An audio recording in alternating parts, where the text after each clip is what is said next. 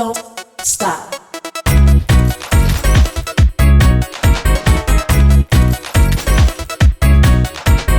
Don't stop. Don't stop. Don't stop. Don't. Hey everyone, well, welcome to From Deals to Design with Forrest and Poncho. How are you, Forrest? I'm doing well. How are you?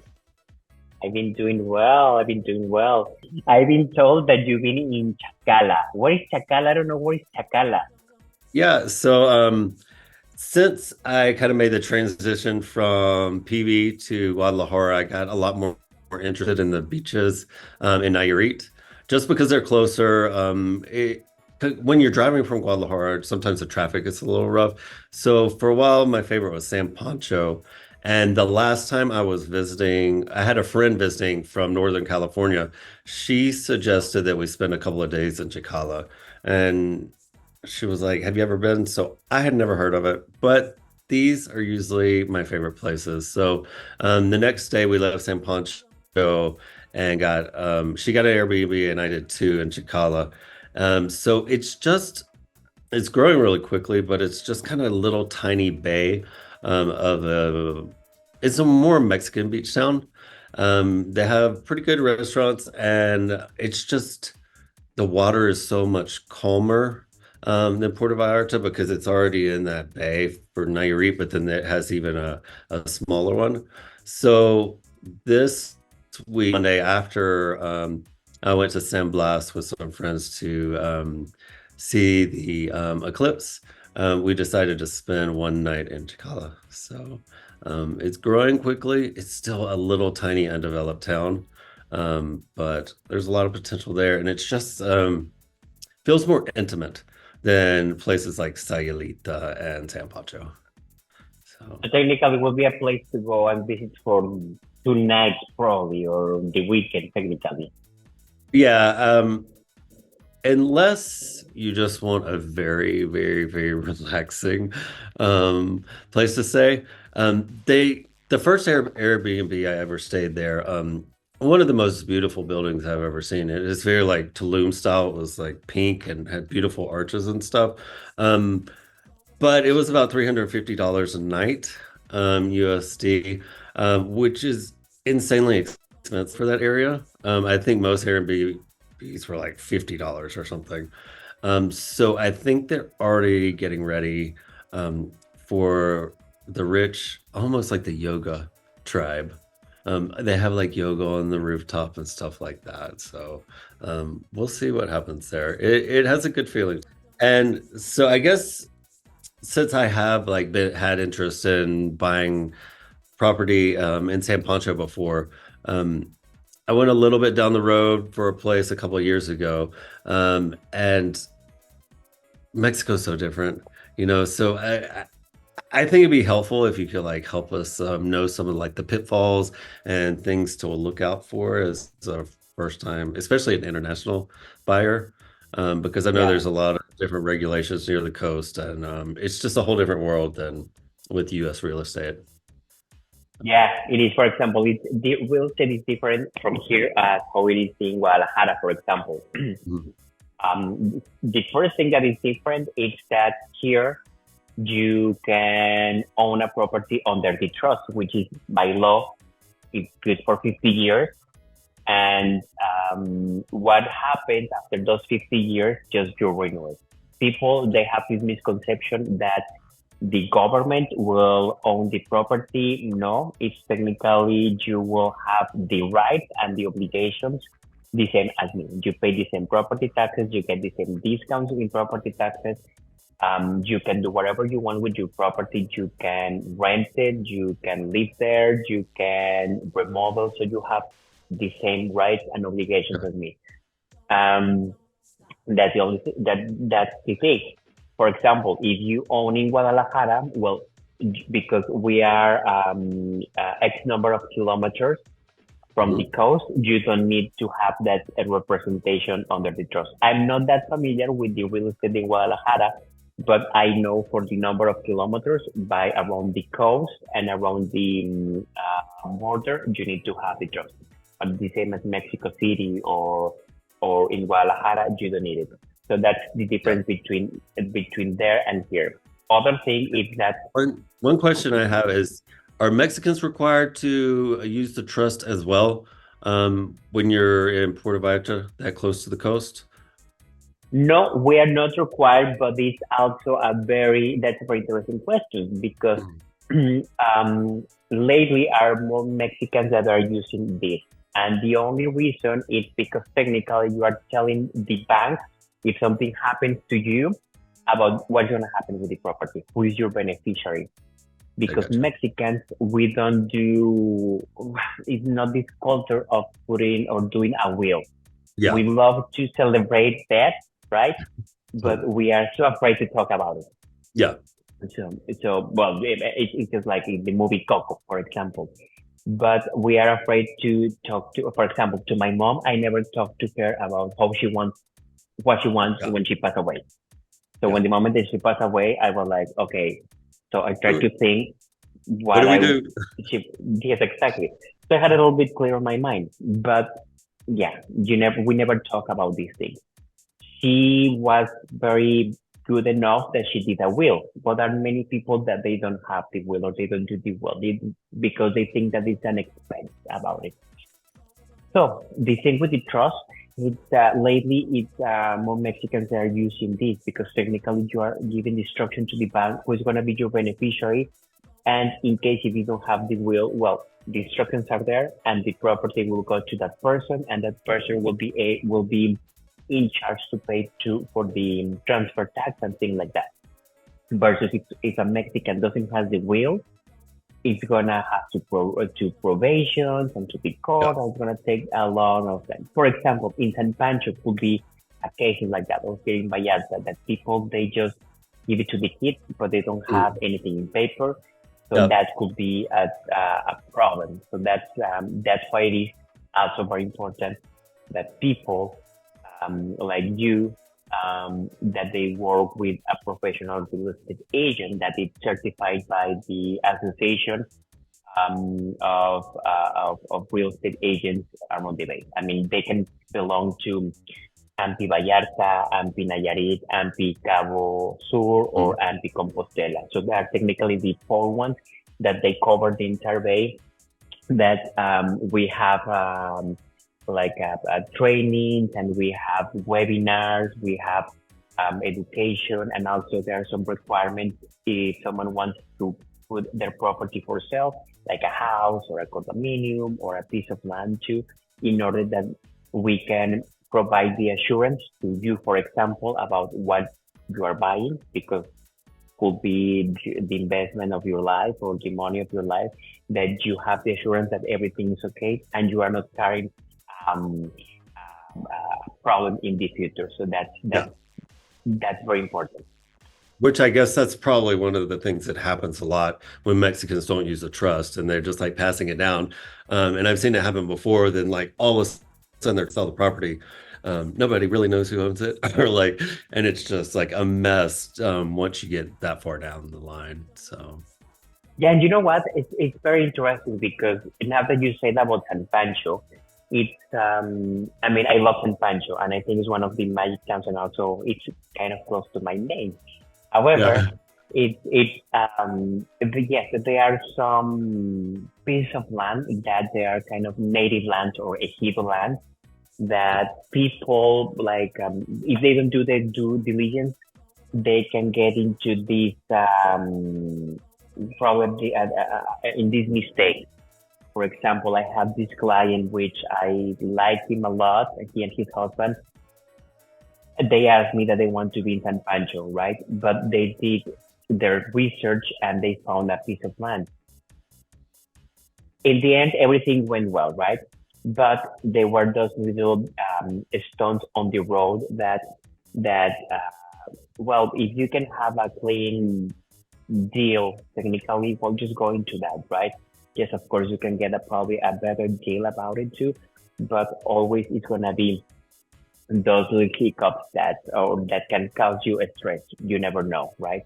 So my recommendation always is just to go for the things that are more safe or secure in that case. yeah.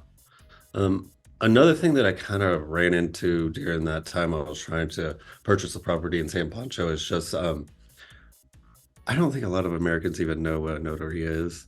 Um, and the realtors were fighting over who to use. I was confused about the whole thing, and I felt like I should have my own or I should choose it, but I'm still so confused. So I think it'd be No so. problem. Oh, That's why you have a friend that is a real estate agent. exactly. So we will. I know you guys help. You guys keep us out of trouble, even though we try to get into it all the time. I see Americans just like jump head first. They're like, "Oh, we'll do it like it's in the United States." Yeah. So, Well, it's kind of similar, but it's not the same way. Well, first, okay, the notary is technically an extension of the government. Okay, mhm. it's a real estate lawyer Okay, that goes to the school of notary. Okay, and there is an association of notaries, right?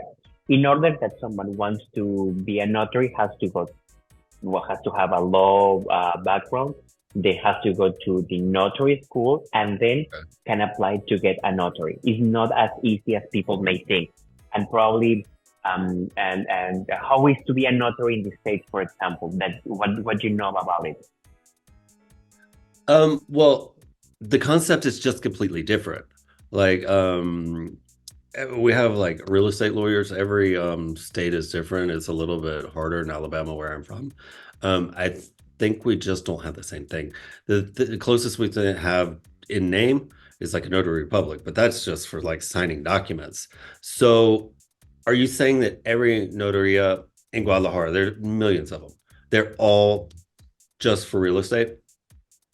No, they could do, it's just kind of general, right? Okay, So okay, they gotcha. can have, for example, if you want to do a corporation, Hmm. so you go to the notary. Or for example, in Guadalajara happens a lot that they don't use escrow. Here we use escrow, right? So they go, for example, let's say two Mexicans, they go there and they go to the notary and they said, we want to officialize this contract, purchase of Okay, contract. Okay. And me, person A, I'm going to give you money to person B and mhm, everything's established there. And the technically notary, as I say, it's part of the government. Let's just put like okay. an arm from the government. It's more official. So Yeah, it is more they official. in the end they certify the sell or the Yes, transfer. Okay. exactly. That's what it is. So, and here, when in terms of real estate, so our main notary here in town, so the notary is neutral party for buyers and sellers. Okay, so it's the one that is gonna tell the closing coordinators that are they are also real estate lawyers or should be real estate lawyers to bring the file that they need. Mhm. He check everything and then he's like, okay, so we can just do the deed of this property. And then the closing coordinator is the one that is going to be in charge with the buyer and the seller at at the at the at the at the room at the office. It's Okay. important that people notice that you never see the notary. So we know we are at the notary, okay, and they have different rooms, and the Uh-huh. notary has his office in another location in the same Okay. in the building, right? But he has he has to sign everything, right? Let's say that is a change of department, right?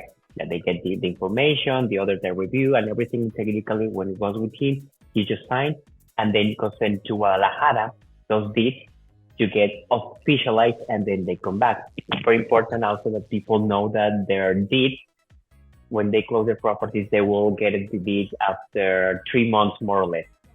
Okay. So for example, in your case, if you if when you buy something, you will get your official deed with the stamps from the state of Jalisco and the signatures and everything after 3 months. Okay. Also, it's something that is very important that people they don't know or they haven't been advised is that they have a simple copy of their deed that they Mhm. can do their due diligence. For example, if they want to open a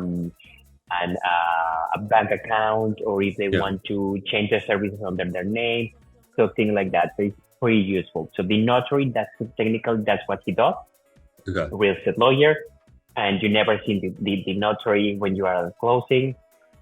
And the closing coordinator is the one, is a facilitator, and you can probably choose your notary if you know someone, right? Mexicans is more likely that always is a friend of a friend that has a notary that do that. In this case, for people that they are not Mexicans, I always say, well, if you have this relationship with your real estate agent, well, I'm pretty sure he or she is making the decision for you about it. Obviously, you can ask your real estate agent to have 2, 3 different estimates of your closing costs. So Okay. that's I always probably that if you if for a peace of mind, you can ask about Mhm. it, and then you can decide, right? It is important also that the first thing I always say is just to have an offer being accepted, to have a deal into that. And if Mhm. you don't feel comfortable about the notary or thing like that, or you want to see others, always you can do an addendum Okay. about to change the notary. I mean, it's not the end of the world because you are in very basic steps or early steps, so everything can be changed.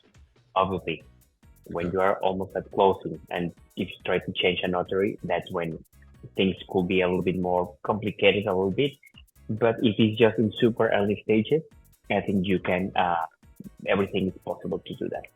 And are closing costs determined partly by different notaries as well? Eh, Well, those ones are determined by the municipal taxes because probably if you buy a property in Vallarta, are different taxes that they are that they are taking in consideration in Nayarit, for example. eh, Varies that. It's just a little bit of change, probably between 1,000 to 1,500 US, more or less, probably. So my recommendation always is if you're buying a property in Vallarta, just do the closing in a notary in Vallarta. If you are Yeah. doing it in Nayarit, do it that way. Because always, well, not always, it's just technically this border, imaginary border, that probably will give cool make a tax if you bring the file from one city to the Mhm. other. So to keep it simple, property in Jalisco, stay in Jalisco, and property in Nayarit, stay in Nayarit. Okay. Cool. That's that's always my advice to people that they do that. So um right now, so what do you know about the real estate there in Guadalajara? Um, I really don't know. Like I've approached a couple realtors about pre-sales. There was a building that one of my friends from Sonoma County was interested in, and it was right near my apartment. I never wanted to go because I love the apartment so much, and I wasn't ready to buy. So I went, and the I don't know if it's the same as there, but sales here are pretty kind of interesting. It seems like this weird gimmick. There's like these sheets with like 15 different like ways that you can buy, and it's almost like monthly payments. Um, and you get different discounts compare when you give bigger when you buy earlier and when you give a bigger down payment. So I've only been to two of those.